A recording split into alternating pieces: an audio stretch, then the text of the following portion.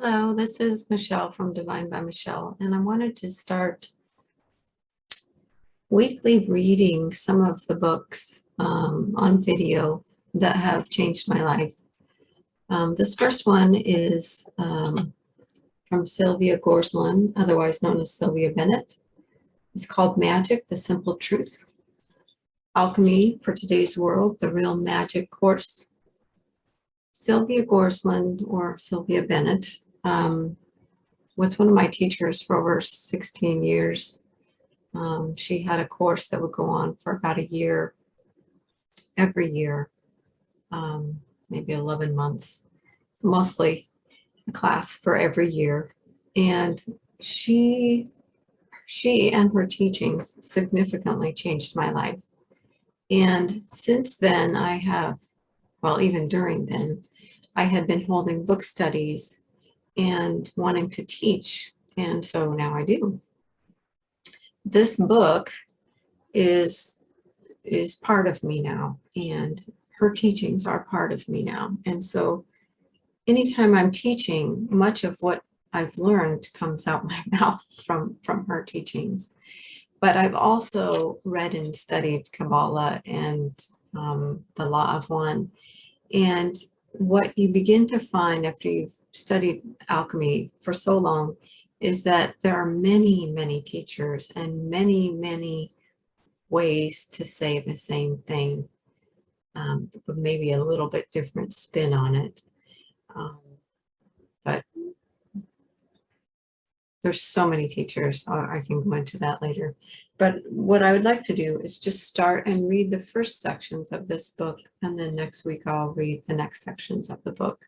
And if you're interested in learning more, I hold classes with this book and the Law of One and a couple other books. But I hold classes where we have meditations. We begin to focus our attention.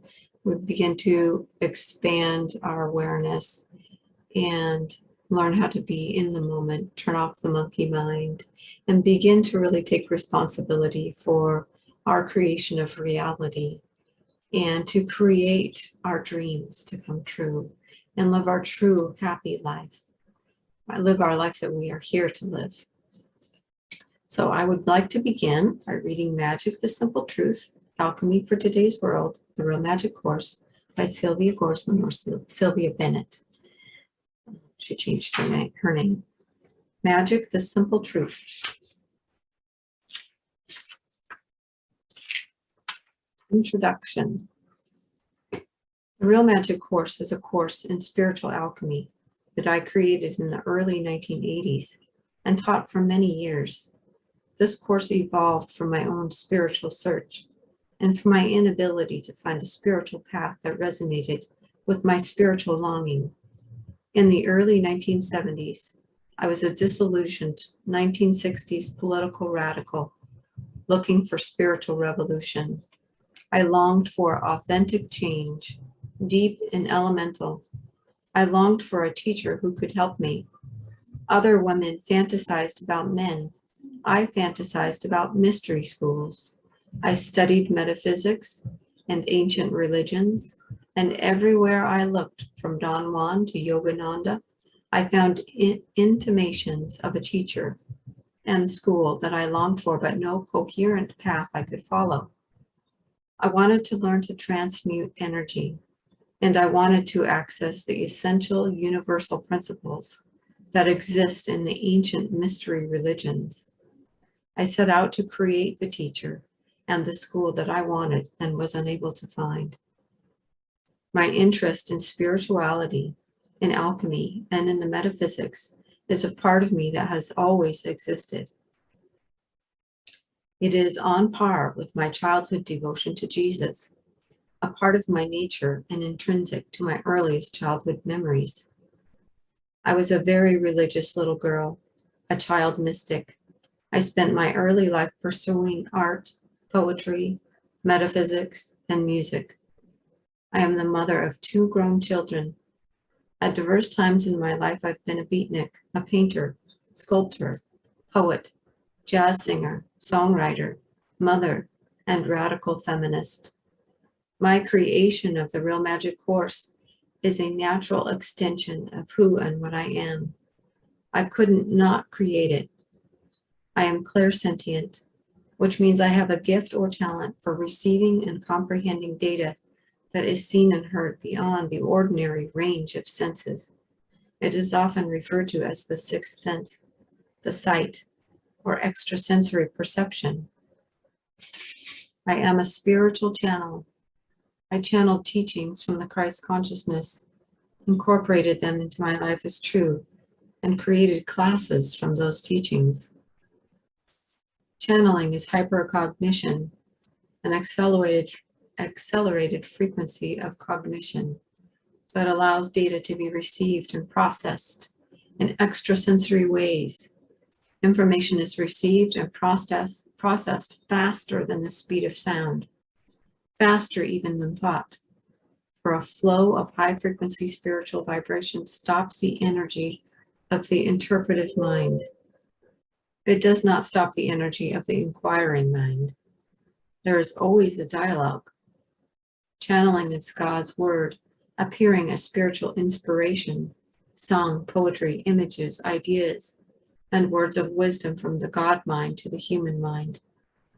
There are no words to describe the sense of vast, sentient space and light, the awesome intelligence and love that accompany such communion.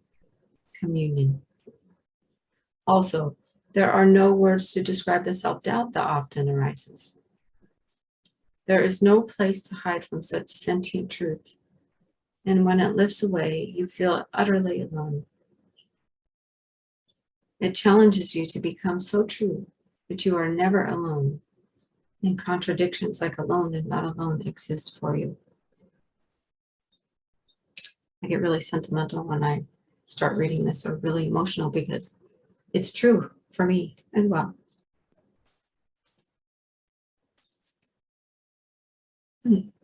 As an artist and creative jazz improviser, that part was not true for me. I was familiar with the experience of being overtaken by a force greater, more intelligent and truer than my everyday self. So I did not experience channeling as strange, awesome, or extraordinary. But I felt very private, and I'm a very private person. For that reason, I had trouble accepting the spiritual phenomenon of channeling when it first appeared in my life in the late 1960s. Channeling was very popular, and I was very judgmental about what I perceived as a lack of discernment in the New Age pop culture.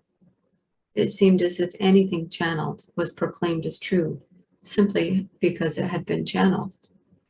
At the same time, I was receiving, through channeling, specific information from teachers of vast and awesome intelligence. I felt really frightened by this contradiction. I was fastidious. I did not want to reveal myself to a world that I feared would treat me as a latest New Age commodity. A friend who was following my process during this, my dark night of the soul, once told me I was still a beatnik artist at heart, and I was experiencing the age-old struggle of the artist versus the supermarket. At the same time that I feared the spiritual marketplace, I also felt compelled to teach and compelled to be true to my essential nature. In order to come to terms with this paradox and balance my increasingly schizophrenic existence, I had to accept that channeling is a natural process and something all human beings do. Communion with God is part of the human structure of being. And just as all people can learn to play the piano, but not all people can play the piano with artistry, so not all people are gifted wave transmitters. Channeling is a reason why ancient shamans were referred to as two-headed. To exist as a two-headed woman, I had to get tough and grounded. I did. I got tough. I got strong. And as I became an experienced teacher, I began to experience the state that was both passionate conviction and nonchalance, non-attachment. I learned to impart the teachings without being attached to what people did with them. I had to teach.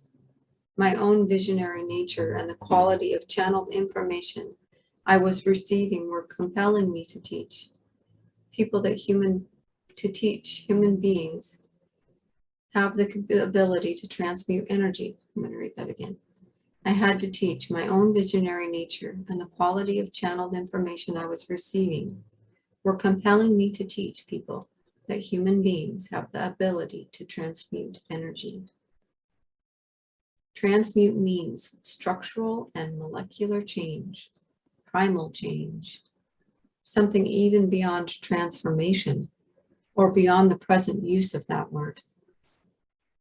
Being a visionary, I believed it possible to change human nature and the human condition. And I believe the planet is calling out for us to create these changes. And the most vital, the most radical change we are now being called to create is the change from an anthropomorphic, patriarchal way of believing to a more feminine, multidimensional, holistic, non-dual way of being. The Hermetic teachings are the source of alchemy. These teachings came to me through my relationship with the divine Sophia. She was my awakening. She came to me and opened my heart to my truest self. She taught me to think in a Hermetic way, or to think multidimensionally, in a way I would describe as esoteric and creative rather than psycho-mental linear. She is the mother of alchemy, the Logos, the feminine Christ consciousness, and Sophia, his presence. She is a living being, and she approached me.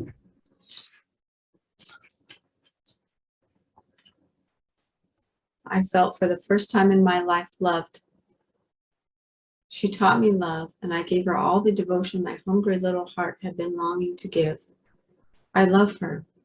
I asked her what she wanted of me, and she told me to be the book of Sophia. And this, I believe, is what she is asking of all of us today, that we become her book, her hands, her voice, her heart embodied on earth as a single point of focus, love. She introduced me to Mary, mother of Jesus, Mary Magdalene, both of them expressions of the incarnate Sophia, my sisters.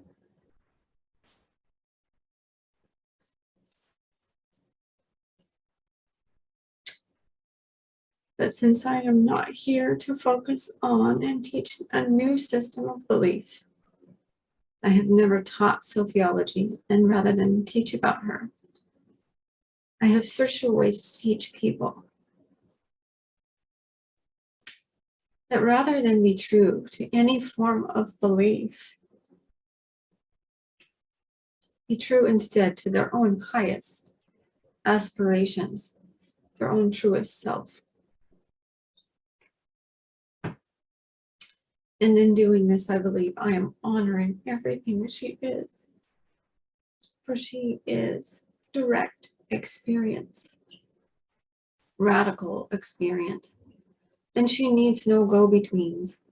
Excuse me. She is present in everything I teach. But I had to find my own Tao, my own way to teach what I was learning. In searching for the Tao of teaching, I conceived the idea of a mystery school, not so much as a physical place as a state of being, an eclectic and evolving way to bring vision into alignment with technology and create a comprehensive spiritual path. My vision of a mystery school was strong, but I chose not to promote the idea or advertise myself in any way. I didn't want to make my spirituality a business venture. I approached the course as a work of art and let it evolve and create its own forms. I hoped by not advertising to attract a few political or social rebels, skeptics, creative artists, and like-minded friends. I could not identify with mainstream spirituality, I was disturbed by the overuse of words like abundance and choice in the emerging New Age culture. I worked in a New Age bookstore, cultural center, and was appalled by what I perceived as avarice, as greed in the name of God. Yet I was an advocate for freedom. All the same, more does not mean better, and abundance does not mean excess. I was an advocate for small is beautiful, and I believe that teaching my own spiritual philosophy would be a small, radical, intelligent, and creatively satisfying aspect of my life. It didn't work that way. I became the spiritual teacher I had once longed for. My approach to esoteric teaching appealed to people. I had underestimated people's desire for capital R reality. I have never advertised, but people came and keep coming, and I continue to learn from them. I attracted wonderful people who demanded that I give them my best and catalyzed me into real and ongoing growth. They taught me how to teach. I called the course Real Magic because I wanted to convey a sense of authenticity and immediacy. The word real does not mean only. Real magic is not the only way of transformation. It is a way, not the way. I have been teaching for over 20 years. Just as I once felt compelled to create classes, I now feel compelled to write. I've come to feel in dismantling the course to create a book that nothing can be taught except for through direct experience, and that a book is just a book, and a book is, in the end, only literature. So I don't know if I've written a book that will teach, but I hope I've written a praise poem, a book that will inspire and help others to find their own path of light. This book does teach.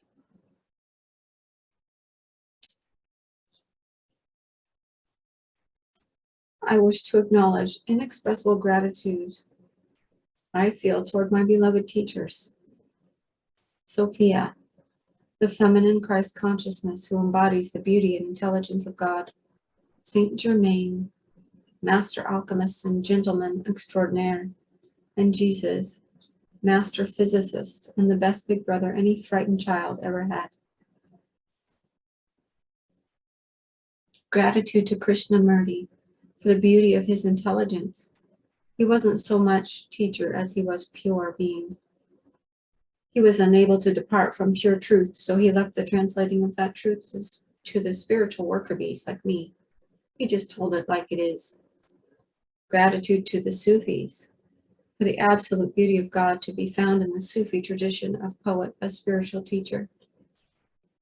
I dedicate this book to the 3 anonymous adepts who wrote the Kabbalion. Their attempt to preserve and transmit ancient Hermetic principles into a universal language that has inspired many seekers like me who weren't sure what they were looking for until they discovered this gem of a book. The Kabbalion cannot be credited to any author, and I don't want to speculate about who might have written it. It was a labor of love, and it inspired me to dedicate this book to the ministers of love who have kept the Hermetic flame alive through the countless centuries. Oh, let not the flame die out, cherished age after age, fed by pure ministers of love. Let not the flame die out, the Kabbalion. Dedicated with infinite gratitude to all keepers of the flame. I dedicate this book to my children and to all the very fine teachers who have come into my life in the form of students. Thank you. Thank you for blessing my existence, for blessing the earth, and for blessing each other. God bless you. Walk in peace and beauty in a world restored to harmony. Sylvia Bennett, Bellingham, Washington, 2003. You can see your picture here. So that's it for right now. And soon I'll be reading part 1, Alchemy and the Western Esoteric Tradition. See you soon.